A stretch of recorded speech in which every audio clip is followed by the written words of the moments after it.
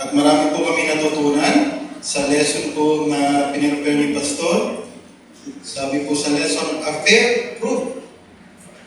Your family, your marriage, dapat pala yung ating mga pamilya ay hindi madaling tablan ng tukso o ng affair, hindi madaling mawasak. Kaya tinuro ni Pastor yung mga kapamaraanan. Kaya belated Happy Father's Day po sa ating mga tatay. No? Ang Father's Day, isang beses lang sa isang taon. Kaya sinusulit na po ng mga tatay dahil kinabukasan, Mother's Day na rin. Isang araw lang ang Father's Day. The rest is Mother's Day. True. Amen. Amen. Nakaka-relate. Salamat po sa Magandang Fellowship at natutunan po namin, huwag lalagyan ng password ang cellphone. Pero ngayon, hindi na uso password eh. Yung iba, ang cellphone, biometrics. Thumbprint. Kaya po mukha, facial recognition. Yun nga lang, minsan yung mga misis, sinesave yung profile nila, facial profile nila, naka-make-up. Kaya nung natanggal ang make-up, hindi na mabuksan ang cellphone. Walang problema sa cellphone. Anong problema? Yung mukha. Yan ang nag-iba. Biro lang. Biro lang. Yari ka. Verse 6. Sabay-sabay po tayo. Psalm chapter 23, verse 6. Ready, read. Surely goodness and mercy shall follow me all the days of my life, and I will dwell in the house of the Lord forever. Diyan po tayo magpo-focus sa bandang huli. Sabi ni David ng Psalmist, and I will dwell in the house of the Lord forever. Napakaganda ng declaration po. Sabi niya, habang buhay, ako ay mananatili sa Panginoon, ako ay mananatili sa kanyang gawain, ako ay mananatili sa kanyang church. No, forever, sabi niya. No, nakakatuwa na malaman na ito pong si David, ang sentro ng kanyang buhay ay ang Panginoon at ang church. Yung kanyang pamilya, yung kanyang trabaho, pag-aaral, negosyo, mga habis, nakapaligid lang. Pero ang sentro, si Kristo. No? Kaya kahit anong mangyari sa family o sa trabaho, magkaaberya, hindi pa rin nawawala sa Panginoon. Kasi ang sentro ng kanyang buhay ay ang Panginoon at ang gawain ng Panginoon. Pero kung ang sentro ng iyong buhay ay ang iyong sarili, at ang church, ang Panginoon, nasa paligid lang, pamilya, church, trabaho, negosyo, no? At ang sentro ng buhay ay ang sarili, konting magkaaberya sa trabaho, konting magkaproblema sa pamilya, nawawala sa Panginoon. Kasi ang Panginoon, ano niya lang eh. No? Pero, dito po, ang sabi po ng Psalmist, nakakatuwa, no? Na ang kanyang buhay, nakasentro sa Panginoon, nakasentro sa gawain ng Panginoon. Kaya, sa hapong ito, the title of the message, Why Should I Attend and Stay at Calvary Bible Baptist Church? Bakit ka ba nag-a-attend? Hindi naman uso sa atin yung tulad ng ibang sekta na sapilitan, na talagang may blackmail. Attend ka. Mawawala ang kaligtasan mo, attend ka. Hindi tayo ganoon. Kaya ano ba ang dahilan? Bakit tayo nag-a-attend at bakit tayo tumatagal dito? Bakit tayo nag-stay? Yan po ang katanungan sa hapon ito. Tayo po'y manalangin. Panginoon Diyos, aming Ama, kami po'y dumudulog, sama-sama.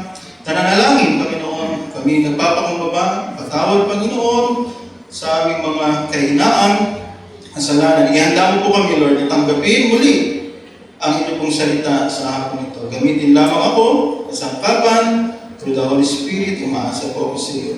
Sa pangalan ni Jesus, Amen. Why should I attend? At mag-stay pa tayo dito sa church? Bakit ba tayo bumabalik?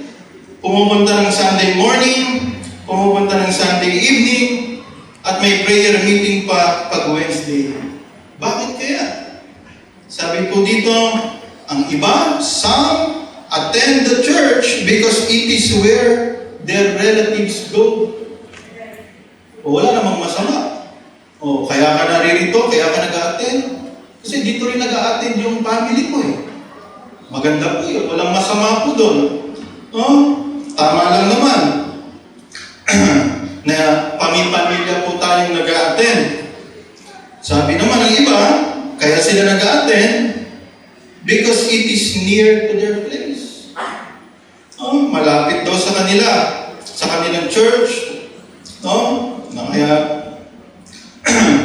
buti po yung kalupitan family, kahit malayo sila, nakaka-attend sila. Ano po? Yun po ang dahilan ng iba, malapit, convenient. Kaya sila nag-attend, kaya sila nakakapag-stay. Some attend the church because they like the people there. Pag napunta sila doon, may mga barkada, may mga kaibigan sila doon. Kaya sila nag-attend, kaya sila nag-stay, at walang masama doon. Maganda nga po na may kaibigan ka sa church. Tama po yun. Some, ang iba naman, nag-attend sila ng church to help them rear their children. Sabi nila, pag pinalaki ko ang aking anak sa church, magiging maayos na tao ito. Tama naman po. Walang masama. Maganda. Tama po yun. Ang iba naman, some attend the church because they want a changed life. Tama po yun. Yun po yung awit kanina. The steps of a good man are ordered by the Lord. Dahil sa church, sa gabay ng salita ng Diyos, mapapaayos talaga ang ating buhay. Ang iba naman, they attend the church at nag-i-stay sila sa church to gain networks of acquaintances for secular matters. Ang nila ba? Maganda sa church niya. Lalawak ang aking koneksyon. Mahuhusay, matatalino, may mga pinag-aralan, may mga narating sa buhay, yung mga nag-church doon. Hindi rin naman po natin minamasama yan. Some attend the church because they had a very positive and perfect experience nung sila ay dumalo. Nung dumalo sila, talagang winelcome sila. Nakangiti si Ate Lerma. Lagi po siya nakangiti. Huwag po kayo magtataka kung bakit po siya laging nandun. Share po siya. Trabaho niya po na tayo ay i-welcome niya. At tayo po ay i-assist niya. Kung saan po tayo pwesto. Huwag tayo magagalit pag tayo inilipat niya. Trabaho niya po yun. Tungkulin niya. Amen. Marami po sila, Asher. Kaya, yun po ang dahilan. Nung ako'y nagpunta doon, sinundo ako ng entry, sabi niya, hatid sundo, may merienda pa, maganda ang kantahan, maayos ang mga nagtuturo, mababait. So yun ang dahilan niya, ba't siya nag-attend at ba't siya nag-stay. Ang iba naman, they attend the church para magamit nila yung kanilang talent. Maglingkod sa Panginoon. Walang masama. Maganda po yun. Na talagang kung may talent ka, may gift ka, ipagamit mo talaga sa Panginoon. But, these things are not the best reasons to attend and stay in Calvary Bible Baptist Church. Magaganda po yung mga nabanggit, pero hindi yan ang the best reason. Bakit ba tayo naririto? Dahil darating ang panahon, pwedeng mawala lahat yung dahilan nyo. Maaaring mag-isa ka lang, yung ka-close mo sa church, umalis. Kung siya ang dahilan mo, alis ka din. Minsan, nasungitan tayo. Kaya, ano ba talaga? 4 reasons why you should join and stay at Calvary Bible Baptist Church. Number 1, apat lang po. No? Maikli lang po. Sabi ng isa, lagi mo naman sinasabi maikli. Maikli lang po. Now, number 1, because it is where Jesus Christ is exalted. No? Ba't ka bumabalik? Every Sunday, minsan may sakit ka, bumabalik ka. Kasi alam mo, ang church mo, walang ibang itinataas kung hindi ang Panginoong Hesus. Walang ibang pinag-uusapan kung hindi ang Panginoong Hesus. Walang ibang binabanggit kung hindi Panginoong Hesus. Sa awit, ang Panginoong Hesus pa rin. No? Ang sabi ng Efeso 3:21, the Bible tells us, unto Him be glory in the church by Christ Jesus, throughout all ages, world without end. Amen. Sa church, naluluwalhati ang Panginoong Hesus. No? Kaya ito po ang pangunahing dahilan. Kaya ako bumabalik doon, hindi dahil may nakukuha ako. No? Hindi dahil ako hinahatid sundo ko, hindi dahil sa aming church ang itinataas si Kristo. Oh, Acts 5:42. The Bible tells us, and daily, araw-araw, in the temple, and in every house, they cease not to teach and preach Jesus Christ. Puro Panginoong Hesus. Ito ang itinataas. Kaya mga kapatid, be sure to give glory to the Lord in all we do and accomplish. When we worship, it is to exalt the Lord. When we sing, hindi tayo nakikipag-usap sa katabi. Tayo maawit to exalt the Lord. When we win souls, it is to exalt the Lord. Hindi ang ating sarili. When we give our testimony, it is to exalt the Lord. When we teach and preach, it is to exalt the Lord. Wala na pong iba. Kaya sa hapong ito, kung tatanungin mo ang iyong sarili, am I exalting the Lord in my life? Or I am the one being exalted? Oh, kaya kung ang motive mo ay ang sarili ang maitaas, madali kang titigil. Madali po. Kung ang iyong pananampalataya ay nakabase sa mga papuri, po, mga encouragement, motivation, mahirap po yun.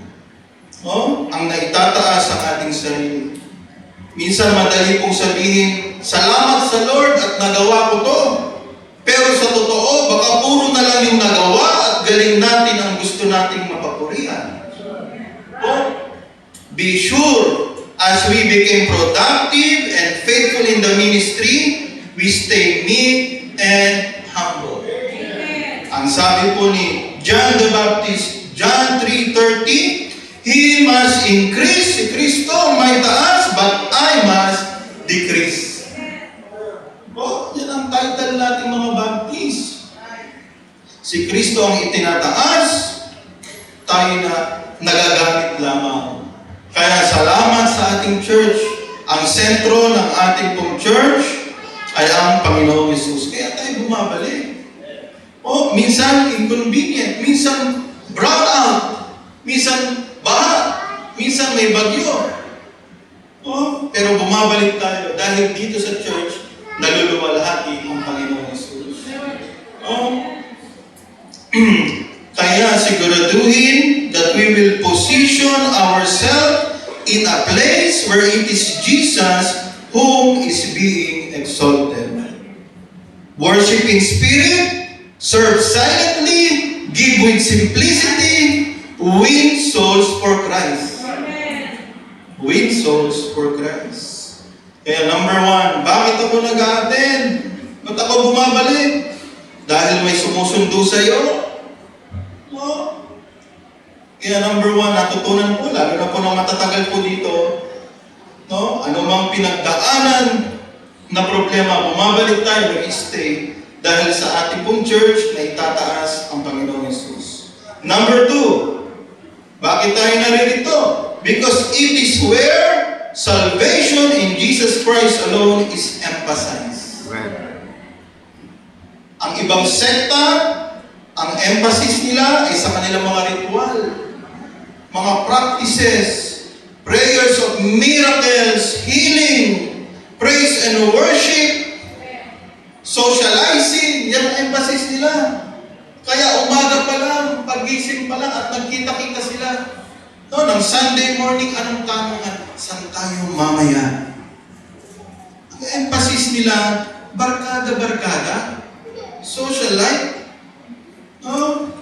Ang ibang church, ang kanilang emphasis ay business, fame, politics, no?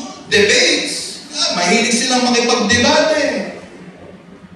No? May iba pang sekta, nakasentro ang kanilang doktrina sa mga prophecy. Pinrophesy, hinulaan nila, nagdadating ang Panginoon 1914. Nag-1914, walang dumating. In-adjust nila, ginawa nila 1980. Hindi pa rin dumating. No? Pero salamat sa Panginoon dahil sa Calvary, sa ating church, we give emphasis on salvation in Jesus Christ alone. Lagi po yan. Laging kaligtasan kay Kristo, hindi nawawala sa ating church. Ang sabi ng Acts 4, 10 hanggang 12, verse 10, be it known unto you all and to all the people of Israel that by the name of Jesus Christ of Nazareth, whom you crucified, whom God raised from the dead, even by Him that this man stand here before you all. Ang pinag-uusapan, ang Panginoong Jesucristo, verse 11, this is the stone which was set at naught of you builders, which is become the head of the corner. Verse 12, neither is there salvation in any other, for there is none other name under heaven given among men whereby we must be saved. We give emphasis on salvation in Jesus Christ. Acts 16:31, and they said, believe on the Lord Jesus Christ, and thou shalt be saved, and thy house. So, kaya sa hapong ito, sana saved ka na. Dahil sa Bible, merong tinatawag na saved. Merong ligtas at hindi ligtas. Pag sinabing save, patungo ng langit, tiyak ng buhay na wala hanggan. Tinanggap si Kristo na kanyang tagapagligtas. Kaya pag tayo magtanong, ligtas ka na ba? Tiyak ka na ng heaven? Pag sinabing oo, kailan ka na ligtas? Because salvation is an experience. Hindi ito knowledge. No, madaling malaman ang kaligtasan. Pero ang tanong, ito ba ay naranasan mo? Opo, kailan ka naligtas? Yan ang tanong sa atin. Opo, hindi kailangan alam mo yung eksaktong oras at petsa. Pero natatandaan mo na may isang pagkakataon na may nagturo sa iyo ng gospel at tinanggap mo si Kristo na iyong tagapagligtas. It is an experience. O? Kaya sabi po ng John 14:6, Jesus said unto him, I am the way, the truth, and the life. No man cometh unto the Father, but by me. Mga kapatid, let us not destroy the simplicity of the gospel. Let us present it as it is. Do not over-spiritualize salvation. May mga nagtuturo ngayon na kailangan pag tumanggap, alam na ang lahat ng vocabularies of salvation. Noon po ako'y nakapag-aral din po, meron palang 12 vocabularies of salvation. Pero saved na ako noon. Sabi ko, dahil ba hindi ko alam to, hindi ako saved. Do not over-spiritualize na sinasabi, baka hindi pa saved yun. Kasi nung tumanggap siya, walang luha. No? And do not oversimplify it. Dapat naunawaan talaga. Salvation is simply, repenting from wrong belief na ang gawa at reliyon hindi nakapagliligtas. Yun ang repentance. Yung mga maling pananampalataya, ipinapaliwanag natin, hindi po nakapagliligtas ang reliyon at ang mabubuting gawa. At ang salvation, it is also faith and accepting the Lord as your Savior. Kaya sa hapong ito, very simple. May plano ang Diyos sa iyo, kaya ka naririto. Una, nais ka ng maligtas. Matiyak ang langit, makilala si Kristo bilang iyong personal na tagapagligtas. Nangyari na ba sa iyo? O hindi pa? Sana ito yung gabi kung kailan tatanggapin mo siya. So yan po yung ikalawang dahilan. Bakit ba tayo nag-a-attend? Ba't tayo bumabalik, nag-stay for so many years? Number one, dahil si Kristo ang itinataas ng church na ito. Number two, dahil walang ibang tinuturo, walang ibang emphasis kung hindi kaligtasan kay Kristo. Number three, bakit ako nag-a-attend? Because it is where sanctification through Jesus Christ is experienced. Pag sinabing sanctification, pagbabago ng buhay. Paglayo, to be set apart, paglayo sa kasalanan, papalapit sa kalooban ng Diyos. Yung po yung sanctification, to be set apart. Dati tayo nasa kasalanan, nasa mundo, nang tinanggap si Kristo, ang sabi ng 2 Corinthians 5:17, therefore, if any man be in Christ, he is a new creature. All things are passed away, behold, all things are become new. Sanctification. Binabago po tayo.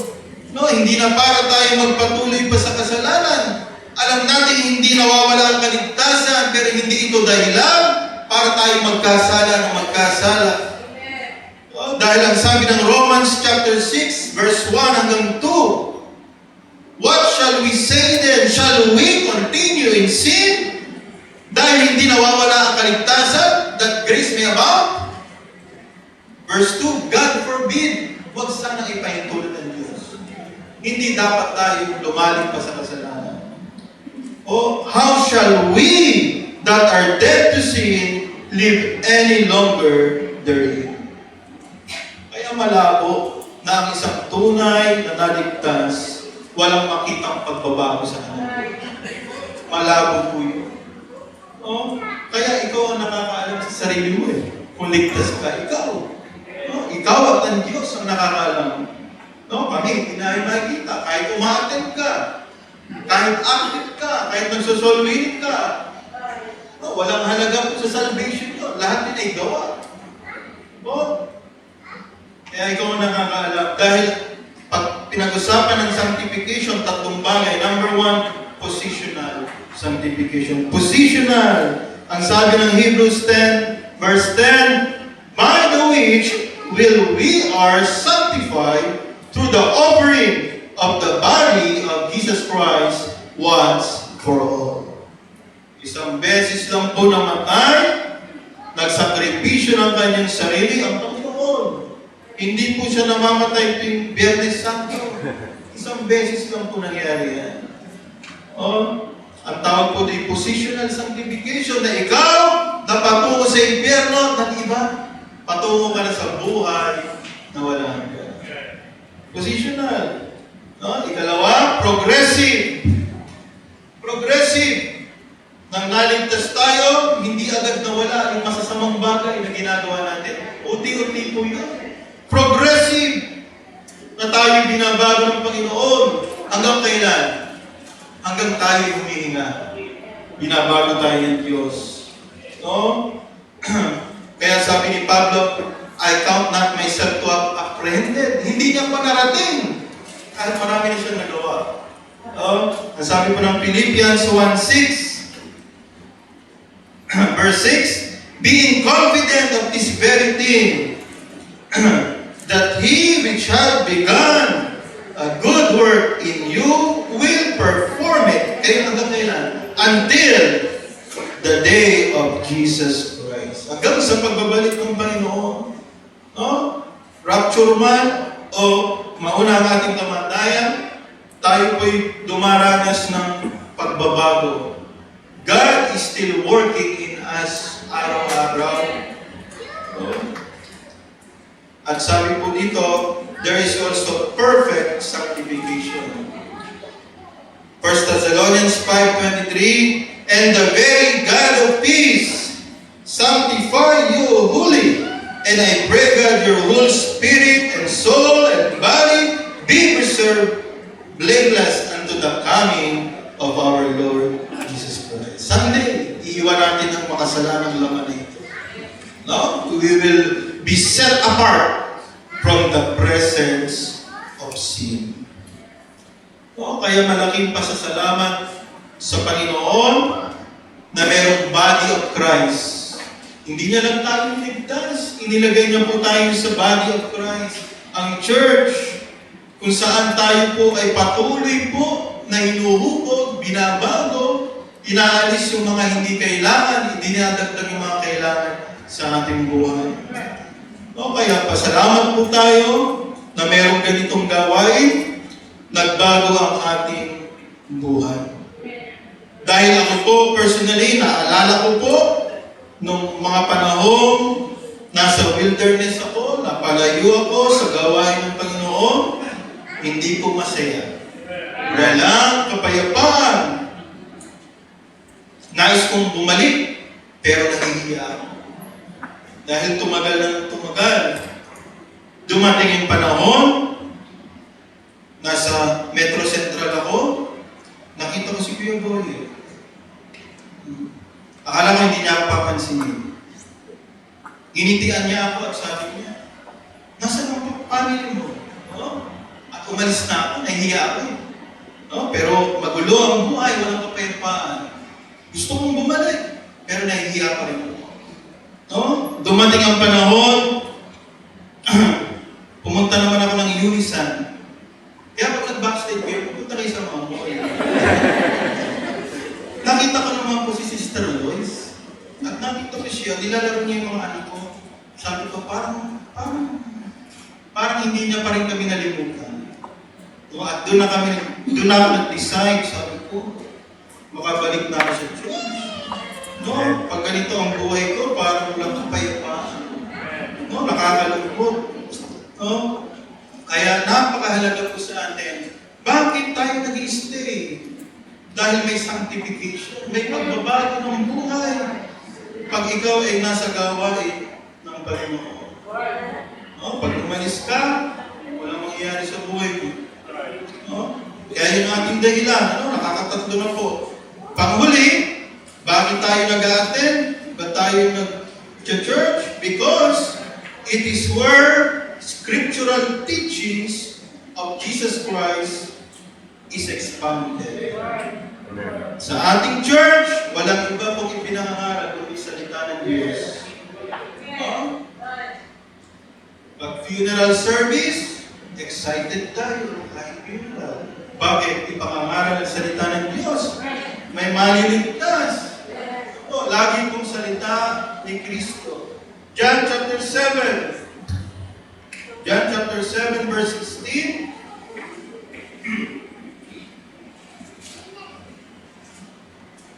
Verse 16, Jesus answered them and said, my doctrine is not mine, but his that sent me. So yung salita ng Diyos na ating pong binabasa at hawak ngayon, yan po ay doktrina ng Panginoong Yesus.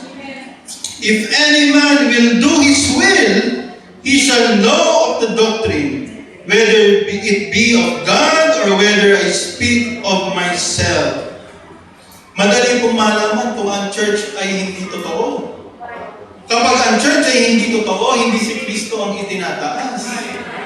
Ang itinataas nila yung kanilang samahan. Umanib ka sa amin para maligtas ka. Ang itinataas yung kanilang samahan, hindi si Kristo. Kaya ang sabi ng verse 18, He that speaketh of himself seeketh his own glory. But he that seeketh his glory that sent him, the same is true, and no unrighteousness is in him. Oh? Kaya salamat sa ating church. No, ang sentro, maging ng ating pagsamba ay ang pangangaral, pakikinig ng salita ng Diyos. Kaya ngayong hapon, mga kapatid, mga kaibigan, if you choose not to stay, it only means you never knew the reason why you should stay there. Or you get sidetracked with carnal things. Yes, nag-join ka, nabaptize ka, but you failed to know. You failed to know the true reason why a church exists. It is not centered on you. It is centered on the Lord Jesus Christ. Kaya sa hapong ito, sana natutuwa ka. Salamat sa aming church. Dahil hindi ito basta makapag-church lang. Sa aming church, si Kristo ang sentro. Siya ang aming laging pinag-uusapan, ang kaligtasan patungkol sa Kanya, ang laging ipinangangaral. Kaya ako nag-church. Oh, sana sa gabi ito, masabi mo, salamat sa Lord. Itinataas namin si Jesus sa aming church. Sa aming church, laging binibigyang diin ang kaligtasan kay Jesus. Sa aming church, nababago ang buhay. At sa aming church, pinapangaral ang salita ng Diyos. Kaya ang sabi ni David, I will dwell in the house of the Lord forever. Tayo pong lahat ay tumayo. Let's stand on our feet.